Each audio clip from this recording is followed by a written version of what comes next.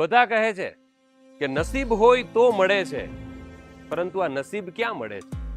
કારણ કે જ્યારે કંઈ મળતું નથી તો કહે છે કે નસીબમાં નહીં હોય, પણ ખબર નહોતી કે આપણું તો નસીબ જ નહીં હોય.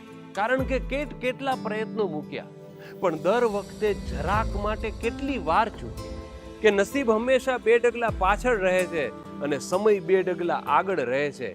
એને કારણે જ્યારે જે મળવું જોઈએ એ હંમેશા ચૂકાઈ જાય છે. પરંતુ કોઈના નસીબ ખુલી જાય છે એનો વાંધો ક્યાં છે, પણ આપણા શું કામ બંધ છે એનો જવાબ ક્યાં છે? કારણ કે મહેનત તપાસીને જોઈ, કર્મો તપાસીને જોયા, પણ નસીબનો સંબંધ કોઈ સાથે ન નીકળ્યો. છતાં કોઈ કહે છે કે તમે નસીબદાર છો. કેમ? કારણ કે બધા પાસે આ નથી હોતું જે તમારી પાસે છે. જો તમે કોઈનું દુઃખ સમજી શકો છો, સુખ આવે ત્યારે માણી, દુઃખ આવે ત્યારે લડી શકો છો, ગુલાબની સુગંધ લઈ શકો છો, ચકલીને જોઈ શકો છો, રાત્રે ચેનથી સૂઈ શકો છો, અને ક્યારેક હોય ચિંતા તો ઉપરવાળા ઉપર મૂકી શકો છો. અભિનંદન, તમે પણ નસીબદાર છો.